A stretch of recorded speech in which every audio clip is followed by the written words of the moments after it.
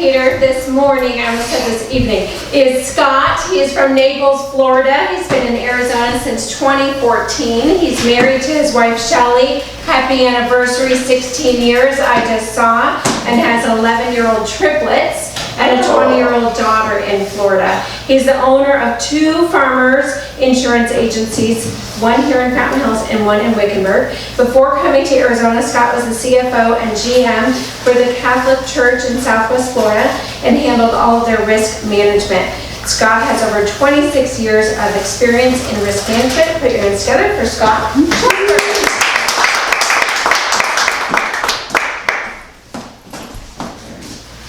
So when Betsy and I were talking about what I was going to talk about, and insurance is loaded, it's totally loaded, whether you're talking about home or auto. So I chose umbrella, and I'll explain to you why I chose umbrella, we'll get into that, but umbrella kind of brings everything together, so that's what we're going to talk about. And this isn't meant to be gloom and doom, but it's going to kind of feel like it is that way as we move along, because some of the scenarios I'm going to throw at you are pretty awful.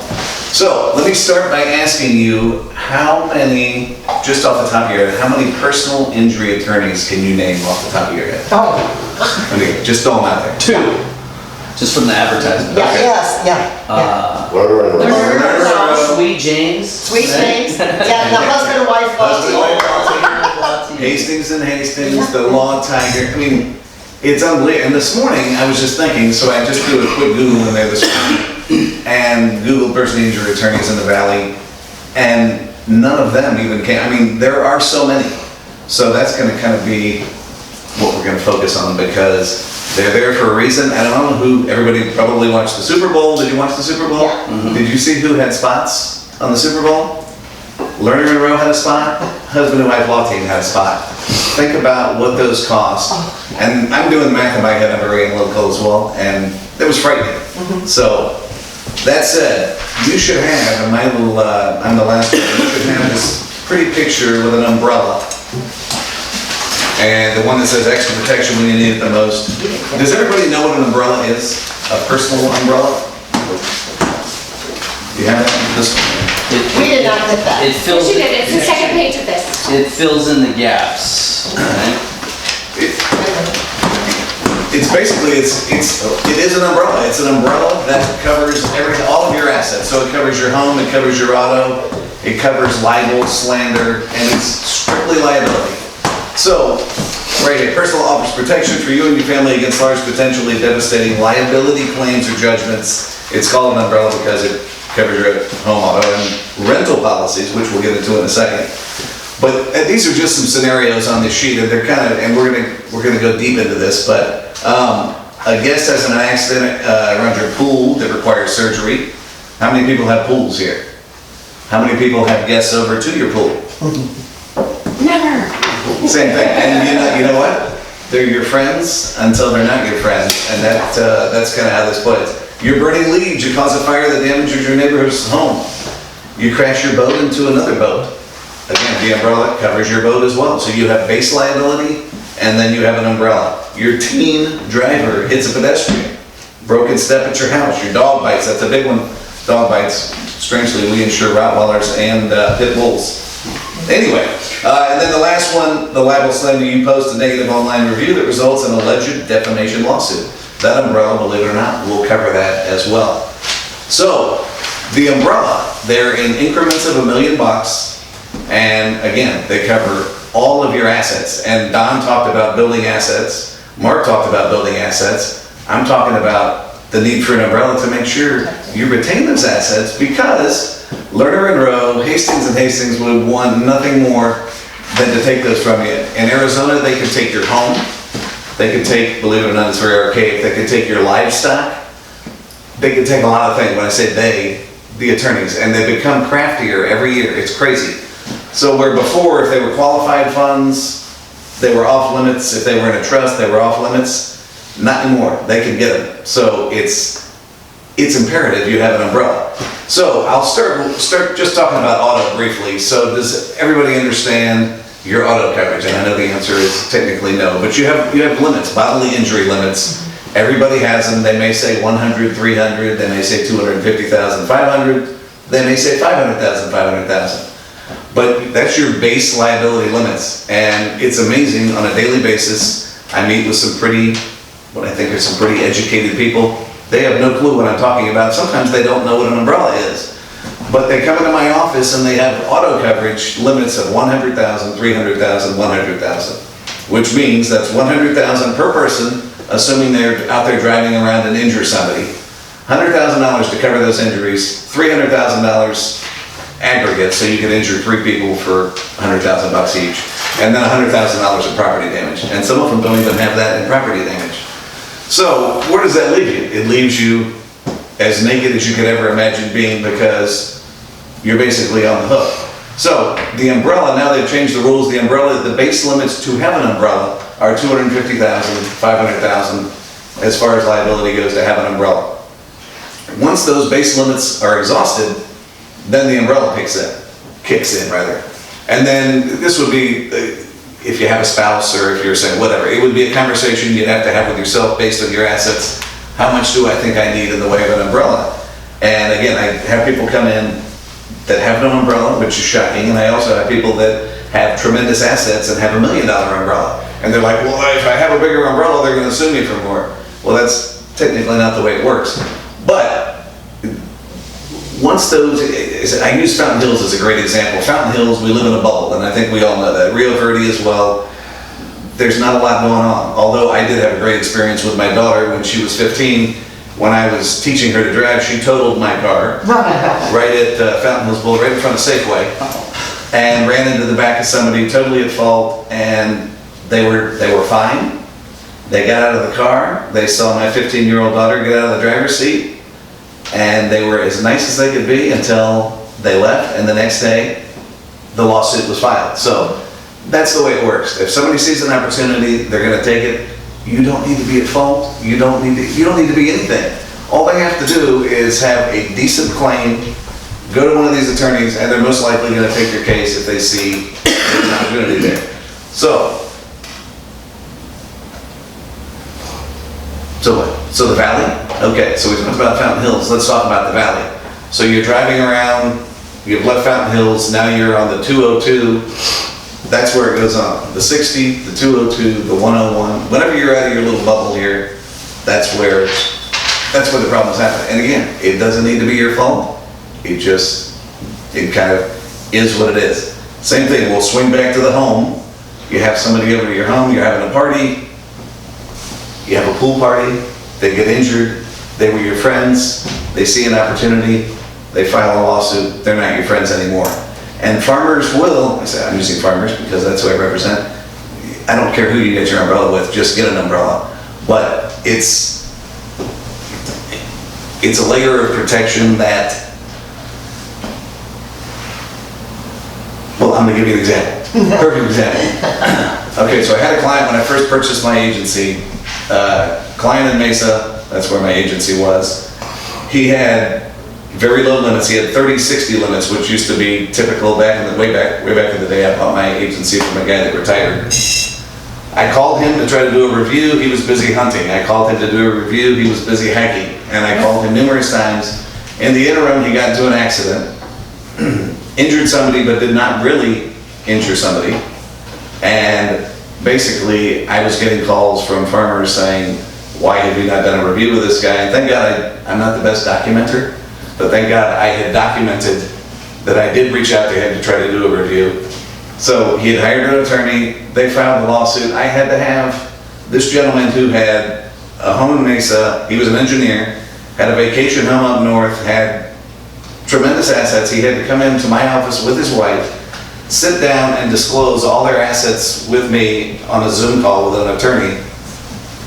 And basically everything he worked for, not that they got everything, but they got a pretty good chunk of everything he worked for, just because he was completely naked. I mean, 30-60, and then no umbrella. So it's a necessary evil, and I firmly believe in the need for it. Like I said, whether it needs to be $1 million, whether it needs to be more, that's something you could have a conversation and figure out what your assets are. But the fact that the assets that can be attacked now are not just the home and the livestock, but retirement funds and things like that. It's pretty crazy. So, questions, comments? Yes, sir. So we talked earlier, I have $24 million. Right. So should my umbrella policy be of $24 million or greater so I protect my assets? Yeah, and that's always the big question, is that, and the biggest umbrella I have in my book is 10 million bucks.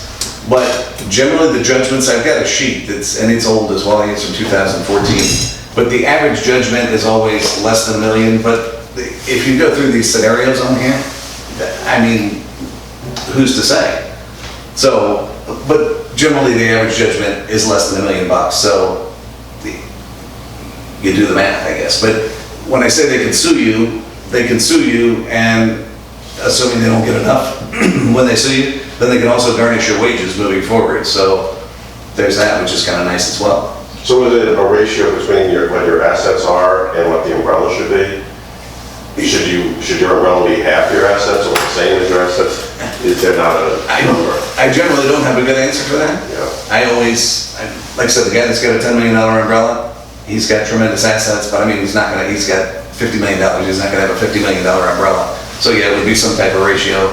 And again, I do financial advising, but on a very limited level, but I don't get into that as far as, but I do love the fact that the financial advisors always do recommend their clients, please get an umbrella because it's prudent to do so.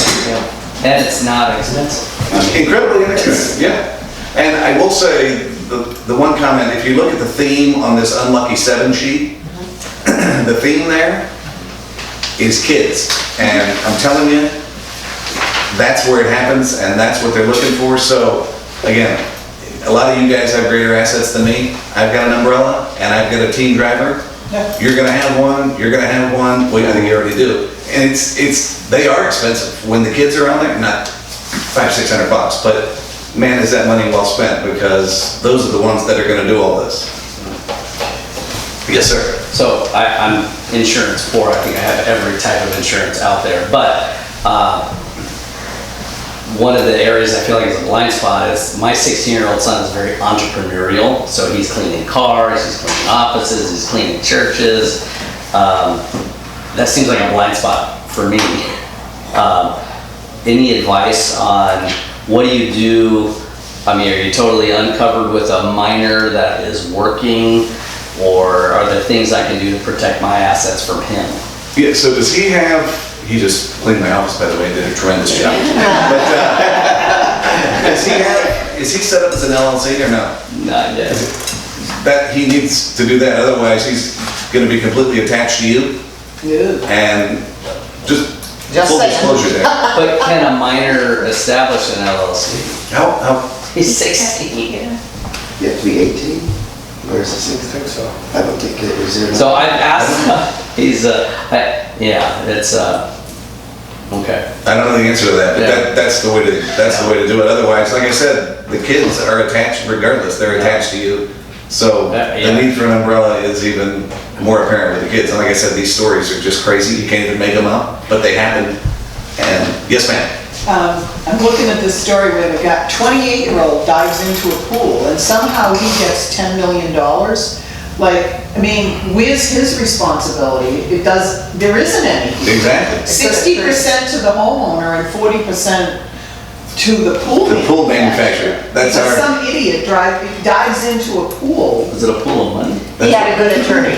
Really? He had a And good I attorney. just want to say, I was a mediator in Los Angeles Superior Court, and I did, must be 1,000 personal injury cases. And I mean, it was so fascinating to see how people would come up.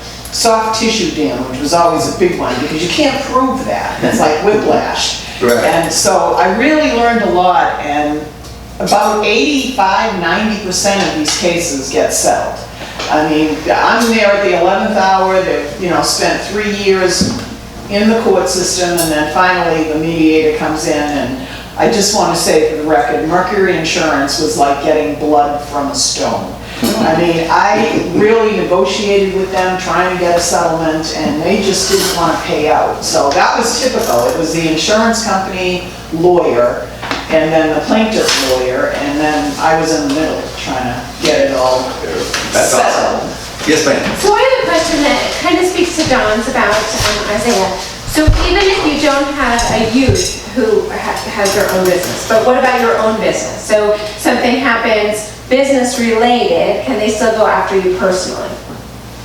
Yeah, so if you have a business, even if you have a home-based business, believe it or not, you can add that home-based business to your home policy. So it's an extension of your home policy. So if you say your home policy base limits, there is one home carrier that has all across $100,000 liability, which is absurd. But generally I do $500,000 base liability. So if you have a home-based business, you've got at least $500,000 of coverage there.